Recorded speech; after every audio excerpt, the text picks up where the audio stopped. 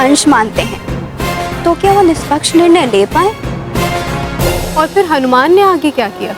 प्रिय, सब बताता हूं। स्पर्धा के नियम एवं समस्त वस्तु स्थिति को जानने के पश्चात युधिष्ठिर भी असमंजस में पड़ गए।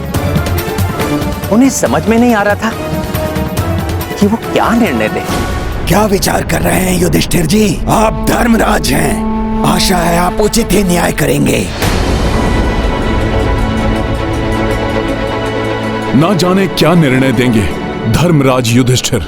मेरा भाई मुझे प्रिय है, मैंने ही इसे भेजा था स्वर्ग आपको इंद्रप्रस्थ लाने के लिए, किंतु न्याय की दृष्टि में प्रिय अप्रिय, अपना पराया सब एक समान है, क्योंकि भीम के शरीर का आधा भाग महल के अंदर और आधा भाग महल के बाहर। अतः न्याय के अनुसार भीम की आधी देह पर पुरुष मृग का अधिकार माना जाएगा।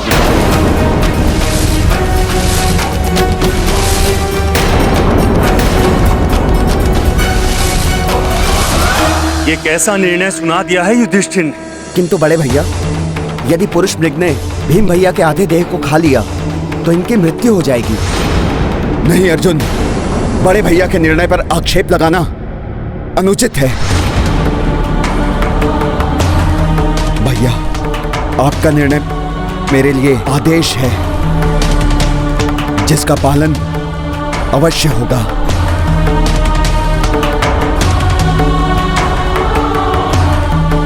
हे पुरुष मृग, हे धर्म के पथ पे चलने वाले महान शिव भक्त, आपको आपका अधिकार अवश्य मिलेगा। न्याय के अनुसार मेरी देह का आधा भाग आपको समर्पित है। ये तुमने क्या किया भीम? परिणाम जो भी हो, किंतु तुम्हारी न्याय प्रियता प्रशंसनीय है। तुम्हारी देह जितनी सुदृढ़ है, तुम्हारा हृदय उतना ही कोमल। मैं तुम्हें अपनी संविदा से मुक्त करता हूं।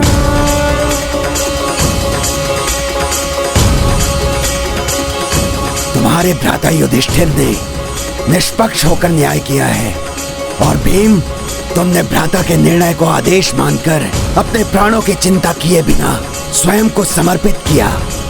तुम पांडवों जैसे धर्मपथ के अनुयायियों की इस संसार को बहुत आवश्यकता है। तुम मृत्यु के नहीं, अभय के अधिकारी हो। आपका बहुत बहुत आभार पुरुष मृग जी। यदि आप हम पर प्रसन्न हैं, तो मेरे बड़े भैया की इच्छा पूर्ण कीजिए। अपने पावन चरणों के स्पर्श से हमारे इस महल को पवित्र कर दीजिए। इंद्रप्रस्थ पुरुष मृग प्रवेशा, पांडव सकल उल्लास हर्षा। परिक्रमा जो नगर लगाई, अलौकिक ऊर्जा सब दिशा छाई। गाथा महाबली हनुमत की, रुचिकर लीला राम भगत की। जय जय जय रघुनंदन राम, जय जय जय महाबली हनुमान। हमारी कर्मभूमि महल पर कृपा करने के लिए आपको बहुत बहुत धन्यवाद पुरुष मृग जी।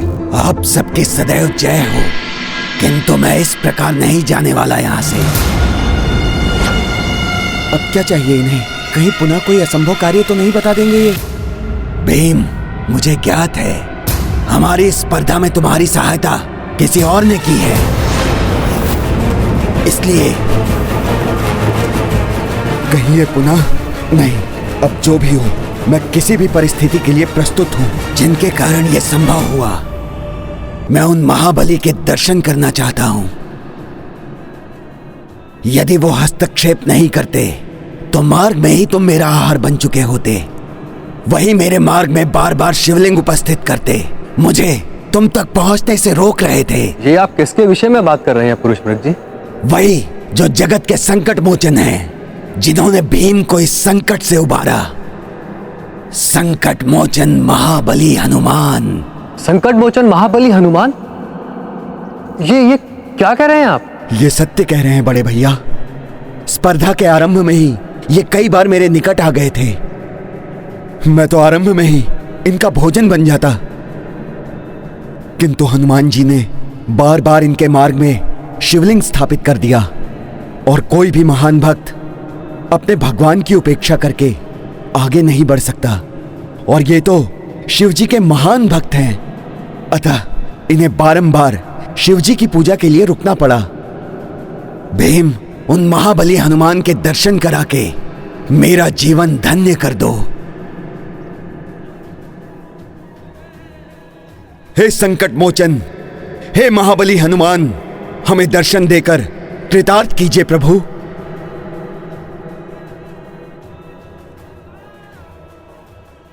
प्रणाम हनुमान जी।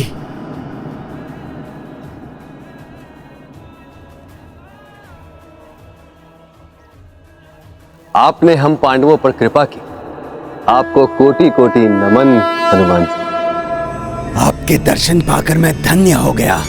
पुरुष मृग जी, आप जैसे महान शिव भक्त के दर्शन तो मैं भी करना चाहता था, क्योंकि श्रेष्ठ भक्ति भक्त को भगवान से एकाकार कर देती है। आपने बारंबार शिवलिंग उपस्थित करके मुझे मेरे प्रभु की बार बार पूजा करने का अवसर प्रदान किया, इसलिए आपको शत शत धन्यवाद। आप भी यहाँ तक आए, अपने चरणों से इंद्रप्रस्थ को पवित्र किया, इसके लिए आपको भी कोटि कोटि धन्यवाद। सत्य तो ये है, इस महल में पवित्रता भक्त शिरोमणि हनुमान जी के पावन चरणों के कारण ही आई है। इनकी जिस पर कृपा हो उसे सदैव विजय की प्राप्ति होती है। मुझे दर्शन देने के लिए आपको धन्यवाद हनुमान जी।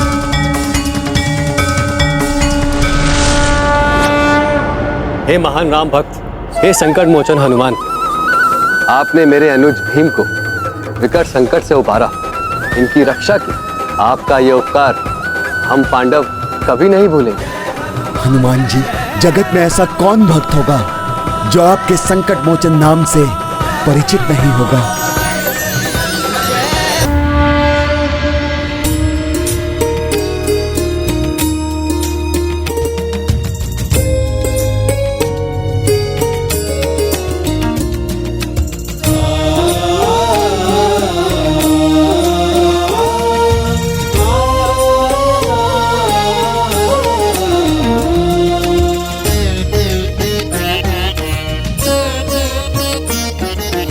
प्रणाम प्रभु श्री राम।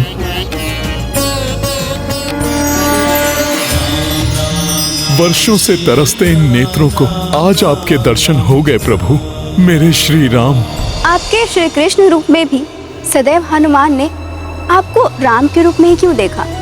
प्रिय, भक्ति की पराकाष्ठा होती ही ऐसी है।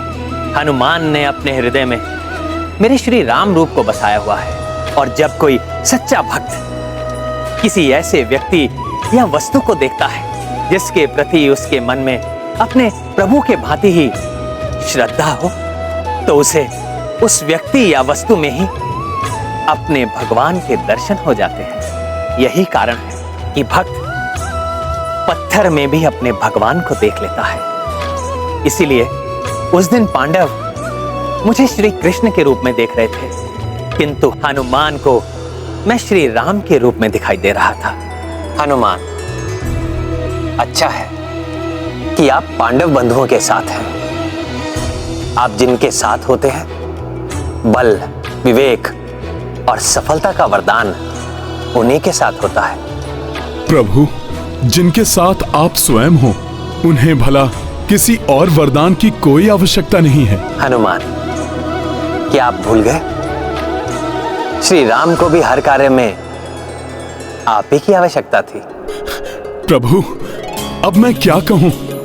आप तो अपने इस तुच्छ से भक्त का मान बढ़ा रहे हैं। जिस प्रकार श्री राम ने तुम्हारी सहायता से राक्षसों का संहार किया था, उसी प्रकार पांडवों एवं मुझे भी अधर्मियों के विनाश के लिए भविष्य में होने वाले महायुद्ध में तुम्हारी सहायता की आवश्यकता होगी। हनुमान प्रभु, धर्मपथ के पथिकों की सहायता के लिए हनुमान सदैव तत्पर रहा है और सदैव रहेगा।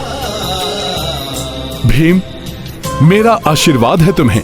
धर्म युद्ध में तुम्हारी रणहुंकार की प्रचंडता में मैं स्वयं उपस्थित रहूंगा। तुम्हारी हुंकार शत्रुओं के हृदय को कंपित कर देगी। धर्मराज युधिष्ठिर, अर्जुन, नकुल, सहदेव, मेरा आशीर्वाद है आप सबको। युद्ध के अंत तक भी आप सभी को कोई क्षति नहीं पहुंचा सकेगा। मेरी शक्ति से आप सदैव रक्षित रहेंगे। अर्जुन, धर्म युद्ध के समय तुम्हारे रथ की पताका में उपस्थित रहकर तुम्हें हर संकट से रक्षित करूंगा। प्रभु, अब आप मुझे आशीर्वाद दीजिए जिससे कि मैं अपने दिए हुए वचन को भली भांति निभा सकूं। हनुमान, मेरा आशीर्वाद तो सदैव तुम्हारे साथ है। आश्चर्य है स्वामी, अर्जुन की रथ पताका में स्थिर रहकर भी हनुमान ने पांडवों की सहायता कैसे की? इस प्रकार तो वो एक सिर्फ मार्गदर्शक बने रहे होंगे। और क्या हनुमान ने उस महायुद्ध में सक्रिय रूप से भाग लेकर पांडवों की सहायता की थी?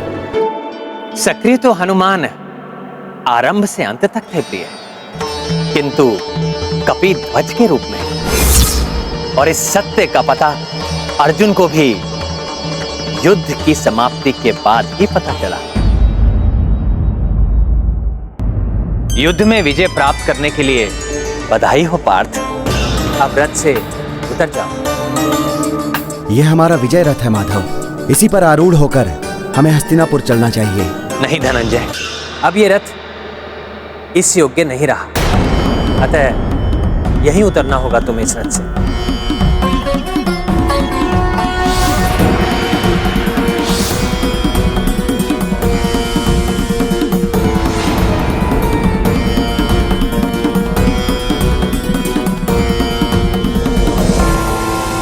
अपने इस विजय रथ के अंतिम दर्शन करना। ऐसा क्यों कह रहे हैं माधव? कुछ तो रहस्य है इसमें। आपने हम सभी का बहुत साथ दिया है, अब आप भी इस रथ को त्याग दीजिए। संकट मोचन हनुमान।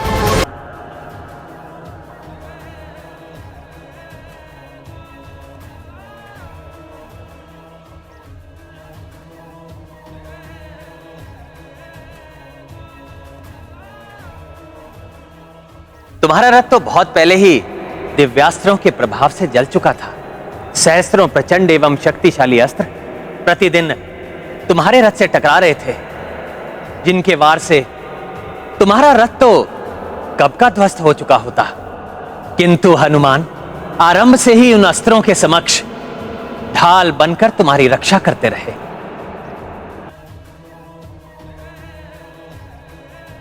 इसलिए उनके हटते ही तुम्हारा रथ नष्ट हो गया।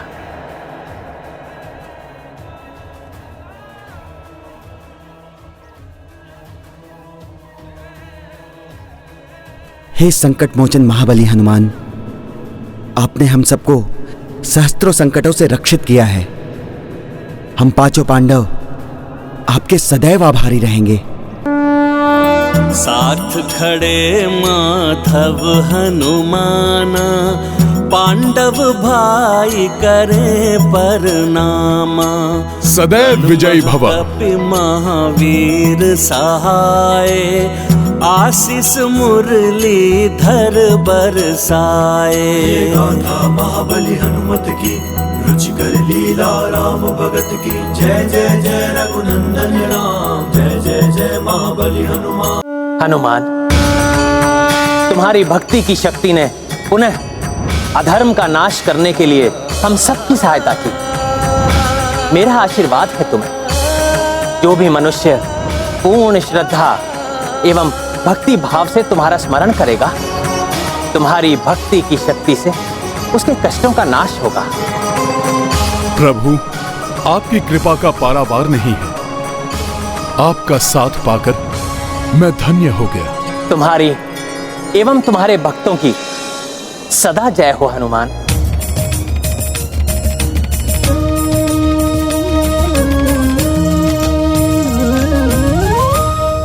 जय श्री राम। कुरुक्षेत्र का ये भीषण संग्राम यहीं समाप्त नहीं हुआ था।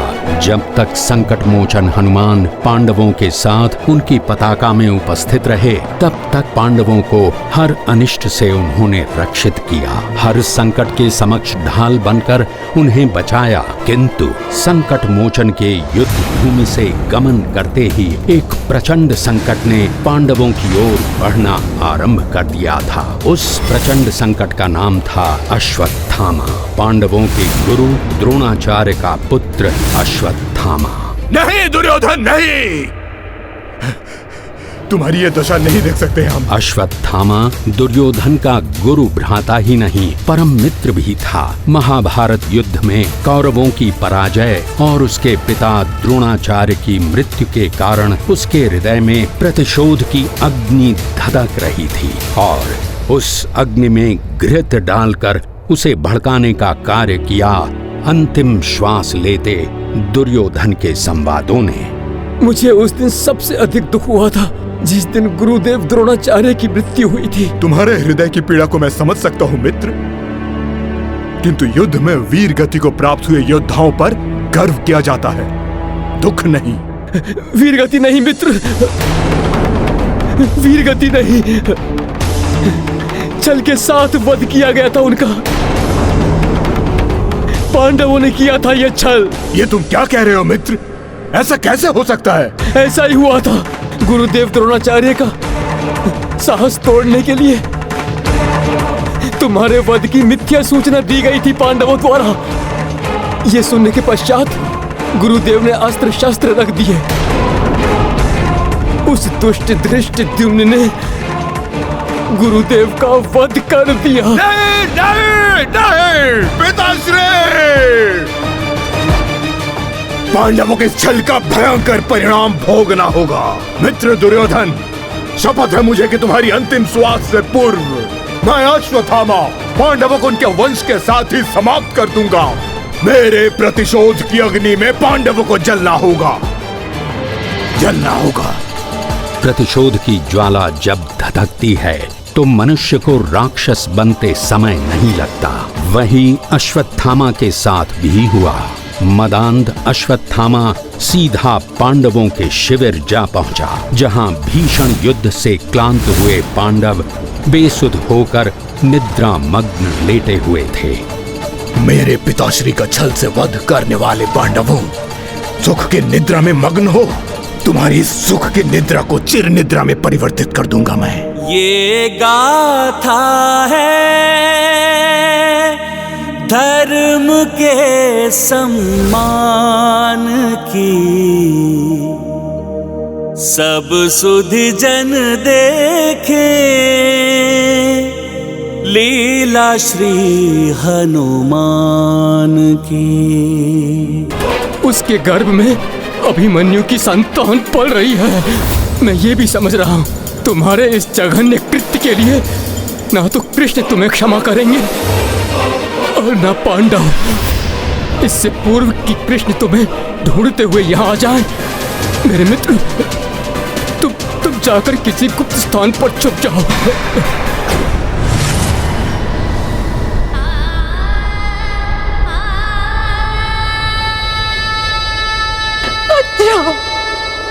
मेरे पुत्र। अश्वत्थामा, मैं स्वयं अपने हाथों से तेरी जीवा उखाड़ूंगा। नहीं महाबली, उस दुष्ट को मारकर आप उसे चीर शांति प्रदान करना चाहते। उससे मृत्यु से भी भयानक दंड मिलना चाहिए, चीर शांति नहीं, उसे चीर काल तक अशांति मिलनी चाहिए।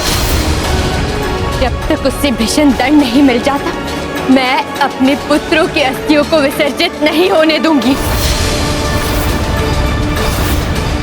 यहीं बैठी रहूंगी। मैं वचन देता हूँ पांचाली, उसके कुकृत्य के लिए उसे भीषण दंड दूंगा। मैं उसे दंडित किए बिना मैं नहीं लौटूंगा। इस महाअधर्म का भयानक परिणाम भोगना होगा उस कुकर्मी को। और तब द्रौपदी के प्रण को पूर्ण करने के लिए श्री कृष्ण एक बार पुनः अर्जुन के सारथी बने और देवशिल्पी विश्वकर्मा द्वारा निर्मित रथ पर धनंजय को लेकर अश्वत्थामा को दंड देने के लिए निकल पड़े। महाबली भीम भी प्रतिशोध की धधकती अग्नि को हृदय में लिए हुए उनके साथ दौड़ पड़े। ये रथ की ध्वनि, अर्जुन कृष्ण के साथ और भीम भी। अर्जुन, वो रहा अश्वत्थामा। तुम्हारे इस जघन्य कृत्य के लिए ना तो कृष्ण तुम्हें क्षमा करेंगे और ना पांडव।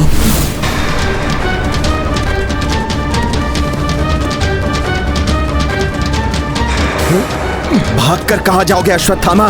जो जघन्य कृत्य तुमने किया है उसका दंड तुम्हें भुगतना ही होगा।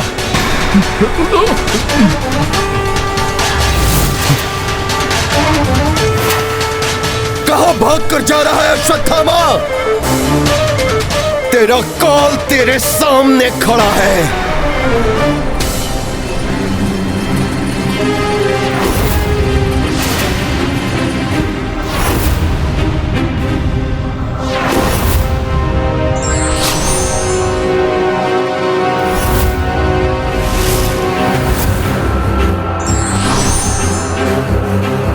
ये क्या कर रहा है अश्वत्थामा?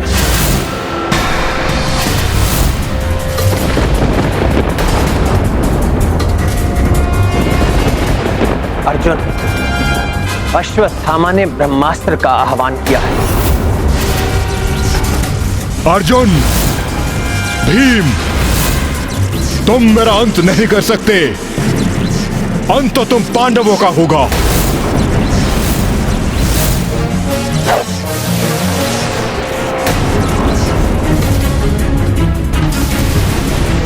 ये क्या अनर्थ कर दिया अश्वत्थामा ने? ऋषिवर वेदव्यास जी युद्ध कौशल का दुरुपयोग कर रहा है अश्वत्थामा। हाँ देवर्षि, ये पाप पर पाप कर रहा है। अर्जुन, अब क्या करोगे तुम? माधव, ब्रह्मास्त्र को केवल ब्रह्मास्त्र से ही काटा जा सकता है। किंतु अर्जुन। नहीं माधव, इसके अतिरिक्त और कोई विकल्प नहीं है।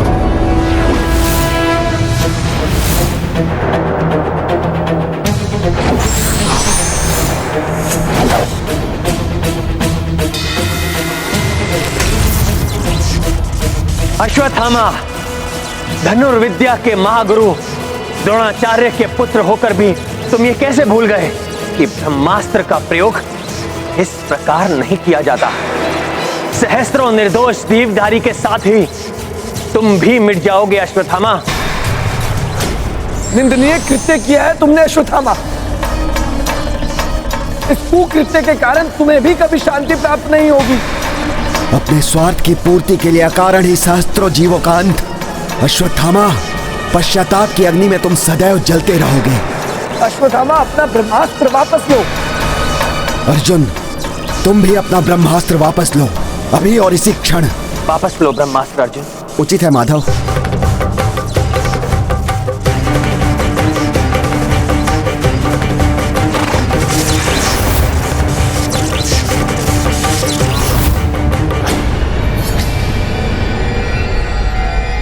मैं वेदव्यास तुम्हें आज्ञा देता हूं अश्वत्थामा कि तुम इसी क्षण अपना ब्रह्मास्त्र वापस लो।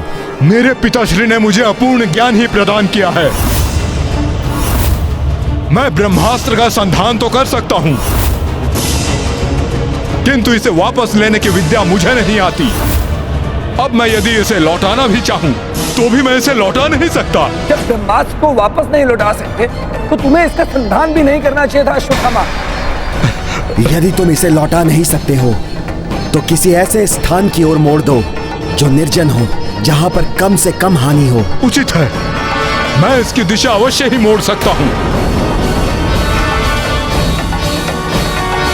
यदि ये सोचकर तुम प्रसन्न हो रहे हो कि तुमने पांडवों के वंश का नाश कर दिया है, तो कदाचित तुम ये भूल रहे हो कि अर्जुन की पुत्र वधु उत्तरा, उसके गर्भ में अभिमन्यु की संतान पल रही है। ब्रह्मास्त्र चलाया है तो पांडव कुल की आगामी पीढ़ी का नाश तो कर ही सकता हूं मैं इससे।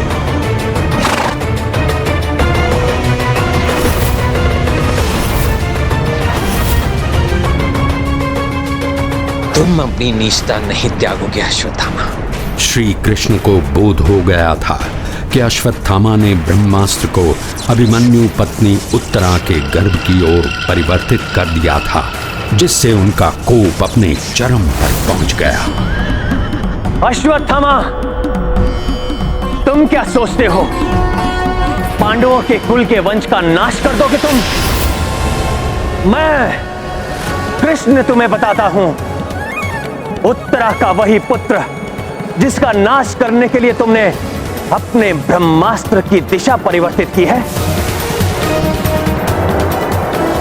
भविष्य में वो एक महान राजा बनेगा और तुम अधम अश्वत्थामा।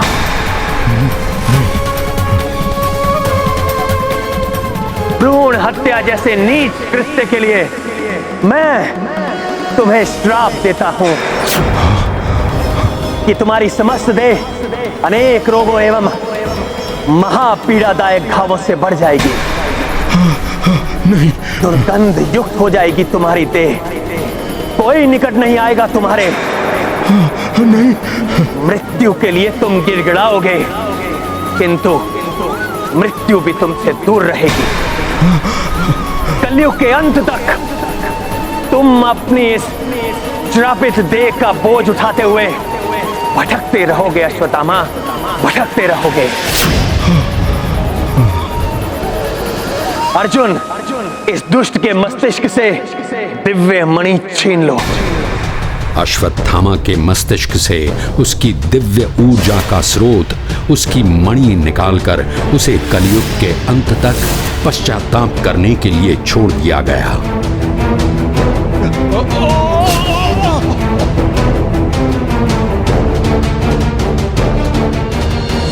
अश्वत्थामा की दिव्य मणि देखकर द्रौपदी के संतप्त हृदय को शांति मिल गई, किंतु जैसे ही श्री कृष्ण लौटने को हुए, अभिमन्यु पत्नी उत्तरा सहायता की गुहार लगाती हुई श्री कृष्ण के सम्मुख आ खड़ी हुई। रक्षा कीजिए द्वारकाधीश, रक्षा कीजिए। उत्तरा, ब्रह्मास्त्र मेरी संतान के प्राण हरना चाहता है। रक्षा कीजिए द्वारकाधीश, रक्षा कीजिए। यह अश्वत्थामा द्वारा छोड़ा हुआ ब्रह्मास्त्र है जो उसने पांडव कुल की आगामी पीढ़ी का विनाश करने के लिए अभिमंत्रित करके छोड़ा था। इससे रक्षा कीजिए प्रभु श्री कृष्ण, आप तो परब्रह्म स्वरूप हैं, आप सब कुछ कर सकते हैं प्रभु।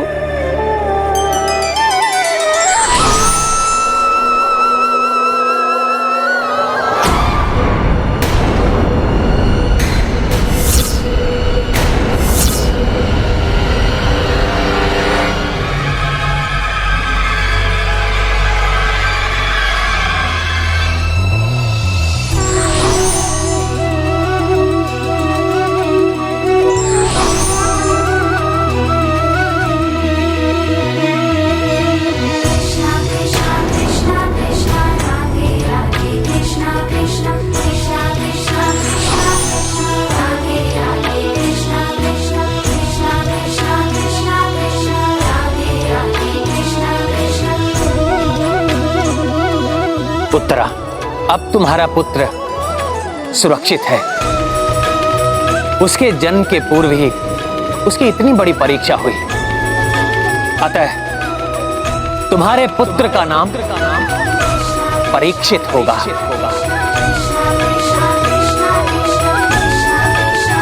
जो भविष्य में एक महान नरेश बनेगा। प्रभु, आपकी इस महान कृपा के लिए मैं ही नहीं, संपूर्ण पांडव कुल आपका सदा आभारी रहेगा प्रभु। सब परीक्षित के सौभाग्य को जानकर प्रसन्न थे, किंतु परास्त हुए कौरवों की माता गांधारी के वहां पहुंचते ही उनकी प्रसन्नता धूमिल पड़ गई।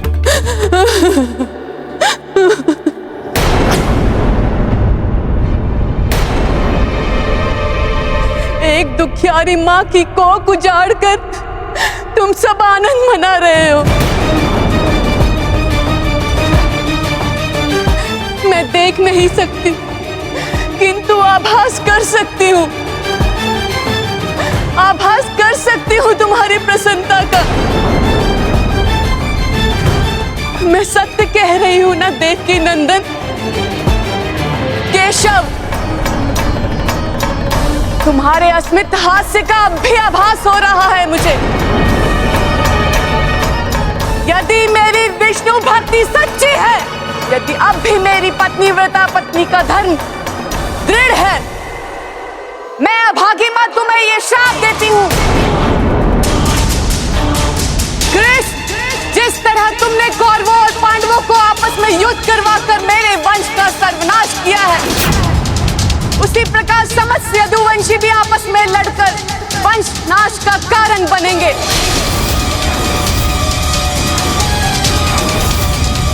और तुम्हारी द्वारका नगरी भी सागर के गर्त में जाकर समा जाएगी। आपका दिया हुआ श्राप अवश्य फलित होगा।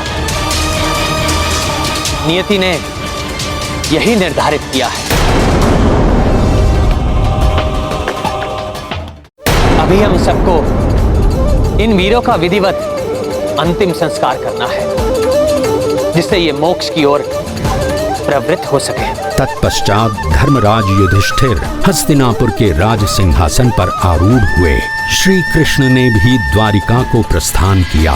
देवी रुक्मिणी की उपस्थिति के कारण संसार के समस्त सुख द्वारिका में उपलब्ध थे, किंतु माता गांधारी के श्राप ने अपना प्रभाव दिखाया और एक दिन यदुवंशी आपस में ही लड़कर मृत्यु के मुख में समा गए।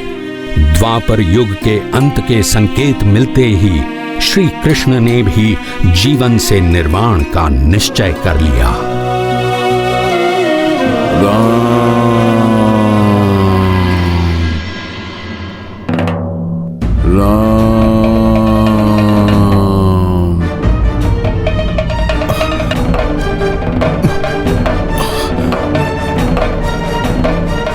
प्रभु, मेरा हृदय अकस्मात ही प्रभु के लिए व्याकुल क्यों हो रहा है?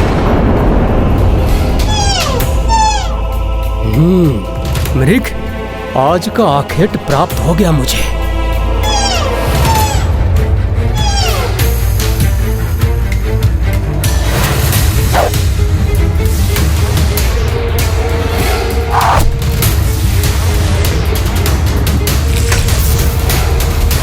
ये क्या हो रहा है? कभी प्रभु के लिए हृदय व्याकुल हो रहा है, तो कभी बाली भैया की मृत्यु का दृश्य इन नेत्रों के समक्ष घूम रहा है।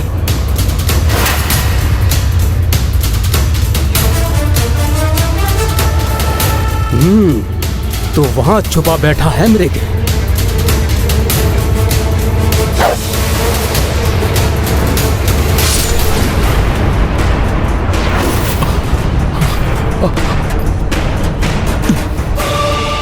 कुछ तो है जो मेरे हृदय को व्यथित कर रहा है। लक्ष्य पर लगा है मेरा तीर।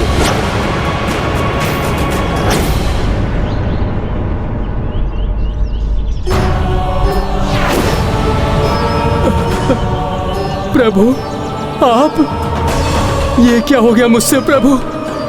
मेरे ही तीर ने आपको, ये कुकृत्य कैसे हो गया मुझसे प्रभु? क्षमा कर दीजिए, मुझ पापी को ज्ञात ना था कि आप है यहाँ। दुखी मत हो पुत्र, ये तो होना ही था। त्रेता युग में मैंने अपने श्री राम अवतार में तुम्हें ऐसा ही वरदान दिया था, इसलिए ऐसा घटित हुआ। ये आप क्या कह रहे हैं प्रभु? कैसा वरदान दिया था आपने? पुत्र, तुम पूर्व जन्म में बाली थे। जिस प्रकार उस समय मैंने छुपकर तुम्हारा वध किया था, उसी प्रकार मेरा निर्वाण भी निश्चित था। नहीं प्रभु, नहीं, मैं स्वयं को क्षमा नहीं कर पाऊंगा। शांति को धारण करो पुत्र। जो जैसा करता है उसे कभी ना कभी उसका फल अवश्य भोगना पड़ता है। ये मेरी नियति थी।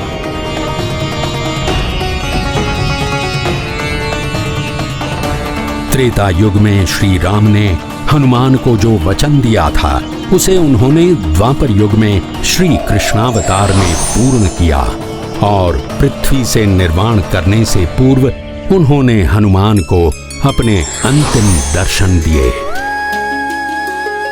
प्रभु, मेरे प्रभु, प्रभु ये कैसी विडंबना है मेरे भाग्य की। पहले प्रभु श्री राम निर्माण कर गए और अब आप भी मुझे इस भूलोक में छोड़कर जा रहे हैं। हनुमान, तुम तो भाग्यवान हो जो तुम मेरे दोनों अवतारों के साक्षी बने। और इसके पश्चात जब कलयुग में मैं पुनः अवतार धारण करूंगा तब भी तुम उपस्थित होगे। क्या ये हर्ष का विषय नहीं है तुम्हारे लिए? यही सोचकर अपने चिरंजीवी होने के वरदान पर मैं संतोष कर लेता हूं प्रभु। अन्यथा मेरा हृदय ही जानता है कि अपने प्रभु को अपने इन नेत्रों के समक्ष निर्वाण करते हुए देखना कितना हृदय विदारक होता है। मैं तुम्हारी पीड़ा समझता हूं हनुमान, किंतु तुम्हारे कांधों पर बहुत बड़ा दायित्व है। धर्म एवं धर्म पथ के मार्गियों की रक्षा करने का उत्तरदायित्व निभाना है तुम्हें। कलयुग अब निकट ही है जिसमें अधर्म का साम्राज्य अपने चरम पर होगा।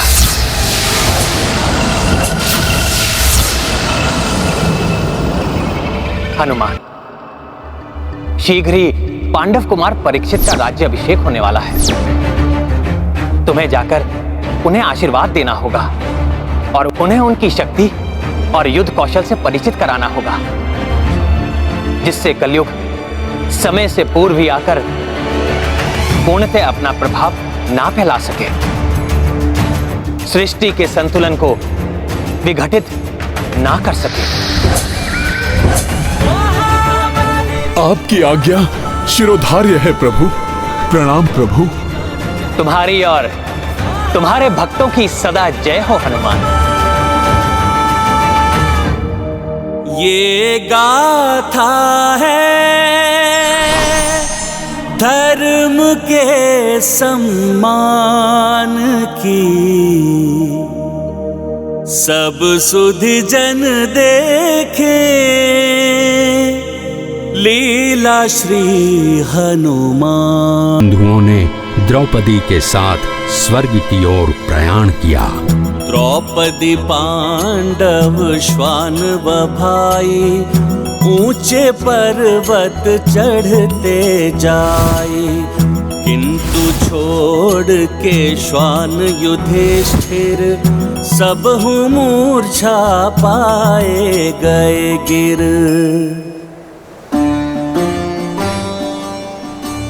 धर्मराज युधिष्ठिर, आपका स्वागत है। आप स्वर्ग गमन के अधिकारी हो गए हैं, किंतु आपको अपने साथ आए हुए इस श्वान को यहीं छोड़ना होगा, तभी आप हमारे रथ पर आरूढ़ हो सकेंगे। ये श्वान भी मेरे साथ यहाँ तक आया है। इसने भी मार्ग की सभी बाधाओं और कठिनाइयों पर विजय प्राप्त की है। अतः ये भी स्वर्ग गमन का अधिकारी हो गया है। नहीं धर्मराज, इसे हम स्वर्ग नहीं ले जा सकते। मुझे भी क्षमा कीजिए, मैं स्वर्ग नहीं जाऊंगा। पांडव श्रेष्ठ युधिष्ठिर, श्वान जैसे तुच्छ प्राणी के लिए आप स्वर्ग का त्याग करने के लिए भी तत्पर हो गए। आप इस परीक्षा में भी सफल हो, अतः आप निसंदेह स्वर्ग गमन के अधिकारी हो गए। जहां धर्मराज युधिष्ठिर ने न्याय के लिए सर्वोत्तम त्याग का उदाहरण प्रस्तुत किया, वहीं भूलोक में महाराज परीक्षित भी राजधर्म का पालन करते हुए भली भांति राजपाट संभाल रहे थे। कलयुग का आरंभ हो चुका था किंतु महाराज परीक्षित की धर्मनिष्ठा के कारण कलि पुरुष को अपना साम्राज्य फैलाने का अवसर ही नहीं मिल रहा था। मैं कलयुग का सम्राट कलि पुरुष हूँ। मेरा समय आरंभ हो चुका है महाराज परीक्षित, किंतु तुम्हारे कारण मुझे धरती पर अधिकार करने का अवसर नहीं मिल पा रहा है। इतनी धर्मनिष्ठा उचित नहीं है। कोई तो अधर्म करो महाराज परीक्षित। कलि पुरुष धरती पर छा जाने का पूर्ण प्रयास कर रहा था, किंतु हनुमान की भक्ति की शक्ति एवं महाराज परीक्षित की धर्मनिष्ठा उसका मार्ग रोक रही थी। तब कलि पुरुष ने महाराज परीक्षित को लालच देकर छलने का निश्चय किया। एक दिन जब महाराज परीक्षित आखेट के लिए वन में गए थे, तब उन्होंने एक विचित्र दृश्य देखा। ये मृग कहाँ लुप्त हो गया? ये वृषभ कहाँ से आ गया है?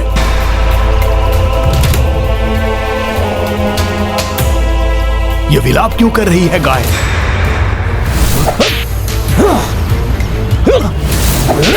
ये एक पांव के वृक्ष को ये दुष्ट इतने क्रूरता के साथ क्यों सता रहा है?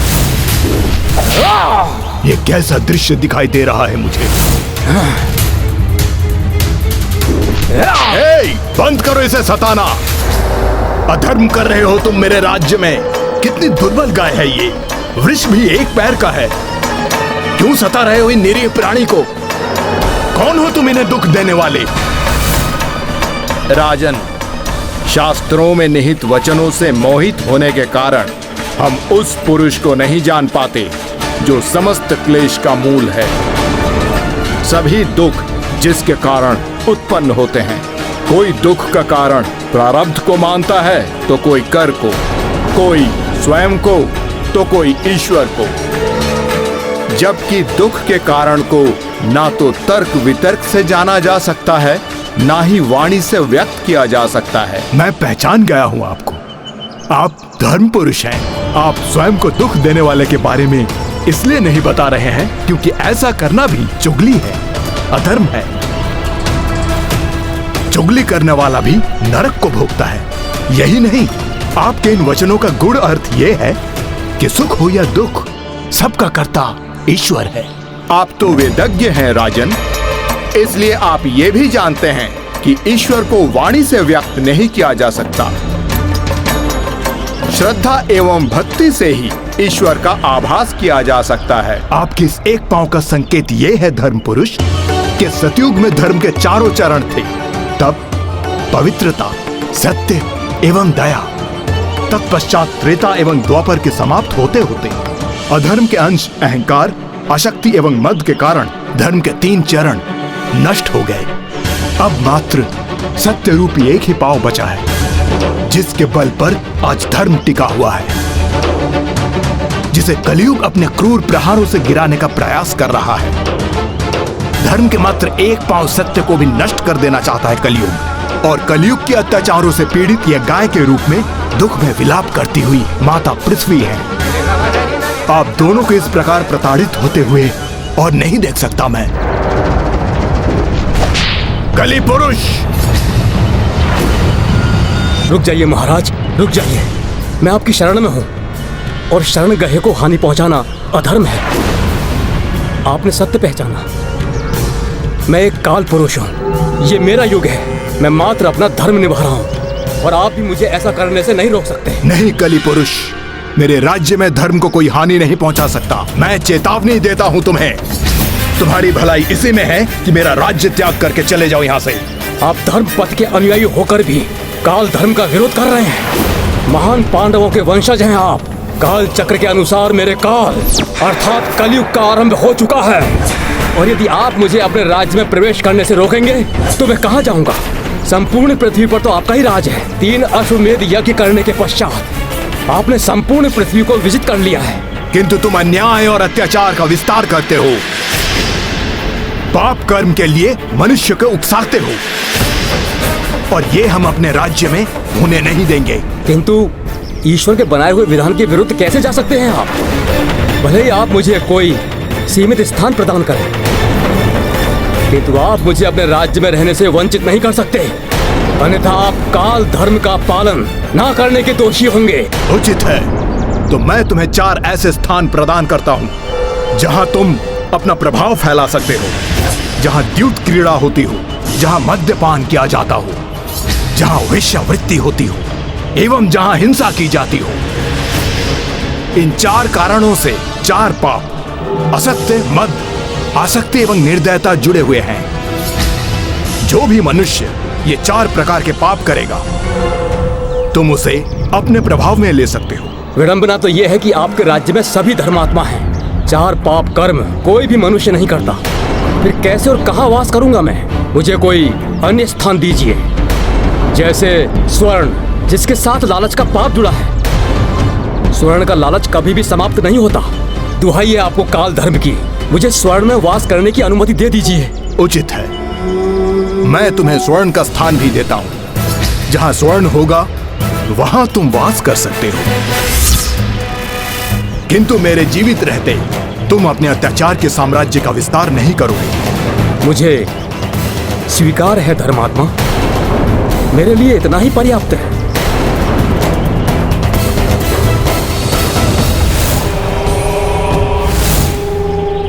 स्वर्ण राजन, स्वर्ण स्वर्ण तो आपके शीश पर भी है।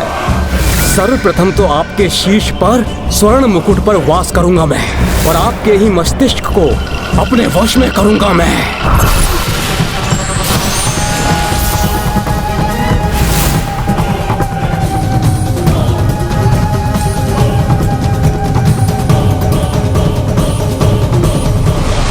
आओ राजन आओ। स्वर्ण में मुझे स्थान देकर बड़ी भूल कर दी तुमने। अब केवल तुम ही नहीं, ये समस्त संसार मुझ कली के वश में होगा, क्योंकि स्वर्ण सबको प्यारा है, तुम्हें भी। आओ अपने स्वर्ण सिंहासन पर बैठो। धर्म मूर्ति राजा परीक्षित काल धर्म के वश में आकर ये भूल गए कि स्वर्ण तो उनके शीश पर भी है। देह के आभूषण स्वर्ण के हैं। उनकी इसी भूल ने कली पुरुष को उन्हें सर्वत्र घेरने एवं उनके भीतर प्रवेश करने का अवसर प्रदान कर दिया। बस कली को प्रतीक्षा थी कि कोई छोटा सा भी अधर्म हो जाए राजा से। एक दिन आखेट के लिए निकले तीव्र प्यास एवं श्रम से क्लांत हुए महाराज परीक्षित महान ऋषि शमीक के आश्रम जा पहुंचे। उस समय ऋषि शमीक गहन ध्यान में लीन थे। समस्त कर्मेंद्रियों से उनका संपर्क टूट चुका था, अतः उन्हें राजा परीक्षित के आगमन के बारे में बोध नहीं हो सका। कली पुरुष ऐसे ही किसी अवसर से लाभ उठाने के लिए तत्पर था। प्रणाम ऋषिवर शमीक। राजन, तुम इस संपूर्ण क्षेत्र के राजा हो। प्रणाम तो इस ऋषि को करना चाहिए, किंतु प्रणाम तो दूर, इसने उत्तर तक नहीं दिया तुम्हारे प्रणाम का। क्या मुझे तनिक जल मिलेगा आपके आश्रम में? ये ऋषि अपमान कर रहा है तुम्हारा। शास्त्रों में राजा को भगवान के समकक्ष माना गया है, और ये तुच्छ ऋषि उपेक्षा कर रहा है अपने राजा की। ऋषिवर, मैं राजा परीक्षित हूँ। मैं वन से भटकता हुआ क्लांत और क्षुधित आपके आश्रम में आया हूँ। क्या मुझे तनिक जल और विश्राम मिलेगा? धृष्टता कर रहा है ये ऋषि। दंड मिलना चाहिए ऐसे ऋषि को तो। अपने ध्यान में इतना लीन है ये ऋषि कि अतिथि धर्म को भुला बैठा है। हाँ, ये अपने राजा, अपने भगवान का अपमान कर रहा है। दंड का अधिकारी है ये। हाँ, मैं दंड दूंगा इस ऋषिवर को। अपमान किया है इसने अपने राजा का। अतिथि धर्म भुलाने वाले ये ऋषि शमीक पुष्पमाला नहीं, मृत सर्प माला पहनने योग्य है। मृत सर्प माला। कलयुग ने अपनी प्रथम चाल चल दी, जिसके वश में आकर राजा परीक्षित अपने जीवन की प्रथम एवं अंतिम भूल कर बैठे। और भूल भले ही किसी के प्रभाव में की गई हो, भूल को दंडित किया ही जाता है। जैसे ही ऋषि शमीक का पुत्र श्रृंगी वहां पहुंचा, ऋषिवर की ग्रीवा में मृत सर्प देखकर वो कुपित हो उठा।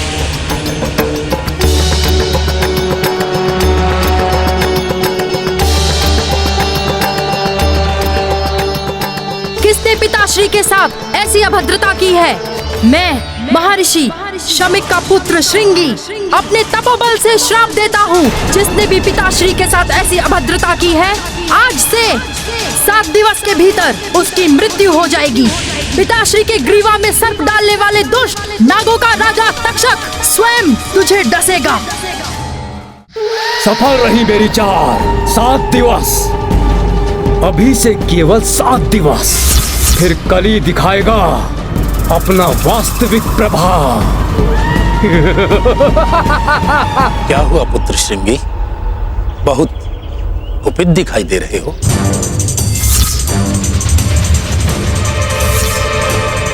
यह तुमने उचित नहीं किया पुत्र। तुम्हें ऐसा कदापि नहीं करना चाहिए था। पापी को उसके पाप का दंड दिया है मैंने पिताश्री। नहीं पुत्र, बिना सत्य को जाने किसी को श्राप देना कभी कभी बहुत बड़े अनर्थ को जन्म दे देता है। तुमने इस श्राप से कलयुग को उसके पाप के साम्राज्य के विस्तार के लिए संबल प्रदान कर दिया है। बिना सत्य को जाने तुमने राजा परीक्षित को श्राप दे दिया। उन्होंने जो कुछ भी किया कली के प्रभाव के वशीभूत होकर किया। राजा परीक्षित इतने धर्मात्मा हैं कि उन्होंने अपने तपोबल से ही अब तक कलयुग को रोक कर रखा हुआ था। सत्य कह रहे हैं पिताश्री, क्रोध विवेक को हर लेता है। हमें क्षमा कर दीजिए पिताश्री। पुत्र, राजा परीक्षित को तो अभी तक ये ज्ञात भी नहीं कि तुमने उन्हें श्राप दे दिया है और श्राप को वापस भी नहीं लिया जा सकता। किंतु तुम्हारे लिए उचित होगा कि तुम स्वयं जाकर उन्हें इन सब से अवगत कराओ। ऋषि कुमार श्रृंगी ने अपने पिता के निर्देशानुसार सब कुछ महाराज परीक्षित को बता दिया। सत्य को जानकर महाराज परीक्षित गहन पश्चाताप के सागर में डूब गए। इतना बड़ा पाप कार्य कैसे हो गया मुझसे? ऋषि तो सदैव सम्मान के अधिकारी होते हैं और मैंने अपमान कर दिया ऋषिवर का। कर्म फल तो भोगना ही होता है। पाप हुआ है मुझसे। अब दंड भी मुझे ही भोगना होगा। मुझे घृणा हो रही है अपने आप पर। घृणा हो रही है मुझे अपने आप पर। नारायण नारायण। देवर्षि नारद, देखिए ना कैसा पाप कर्म हो गया है मुझसे। अब इसका प्रायश्चित करूं तो कैसे करूं? अब आप ही बताइए देवर्षि नारद। हर पाप कर्म का कोई न कोई प्रायश्चित तो होता है महाराज परीक्षित। आप ऋषिवर शुकदेव की शरण में जाइए। शुकदेव ऋषि महर्षि वेद व्यास जी के पुत्र? हाँ महाराज, उनकी सहायता से आपके पाप का प्रायश्चित हो सकता है। वो किसी भी स्थान पर अधिक समय तक नहीं टिकते। वो इन दिनों आपके नगर की सीमा के निकट से ही निकल रहे हैं। अतः आप उनके पास जाकर उन्हें श्रीमद् भगवत कथा सुनाने का आग्रह कीजिए। उसी से आप कली के प्रभाव से मुक्त होकर मोक्ष को प्राप्त होंगे। आपका कल्याण होवत। महाराज परीक्षित नग्न पांव ही महर्षि शुकदेव को ढूंढने निकल पड़े। अंततः वे महर्षि शुकदेव तक पहुंच गए। उनसे श्रीमद् भागवत कथा सुनाने का आग्रह किया। ब्राह्मण भेष महाराजा परीक्षित ऋषि सुखदेव के सम्मुख उपस्थित, भागवत दीर्घ काल श्रवण की, पा गए कलयुग से तब मुक्ति।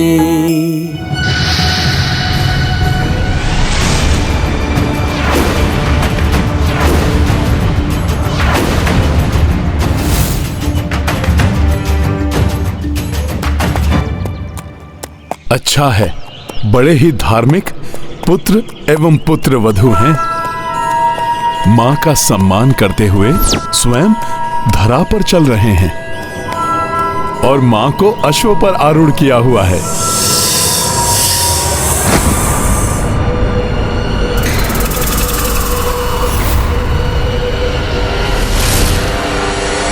महाराज परीक्षित, तुम्हारा अंत और कलयुग का प्रारंभ।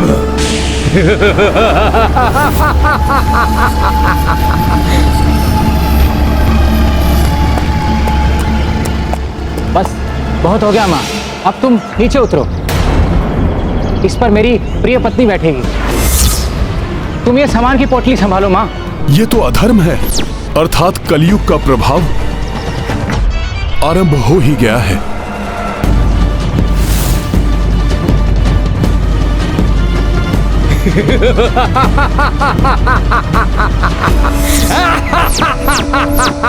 मैं कलयुग को प्रवेश नहीं करने दूंगा।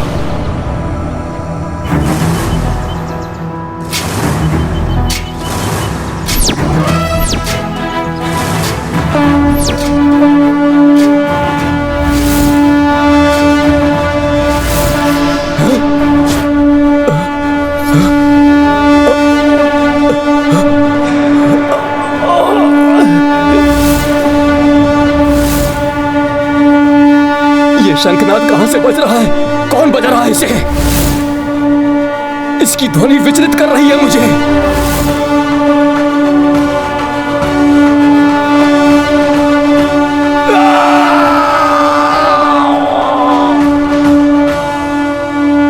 मुझे क्षमा कर दो माँ, ना जाने कैसे मैं कुछ समय के लिए भ्रमित हो गया था।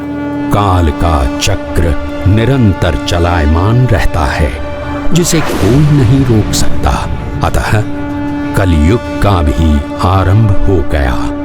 किंतु कलयुग में भी जब जब पापाचार की अति होगी, भक्तों पर अत्याचार होगा, संकट मोचन महाबली हनुमान की भक्ति की शक्ति से तब तब कली का पराभव होगा।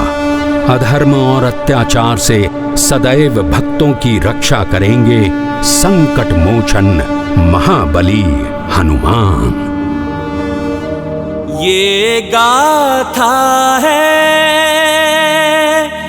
धर्म के सम्मान की, सब सुधि जन देखे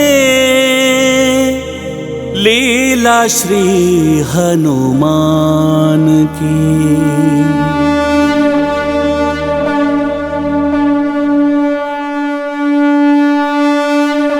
संकट मोचन महाबली हनुमान शीघ्र ही पुनः आएंगे कलयुग में होने वाली अपनी अद्भुत लीलाओं के साथ।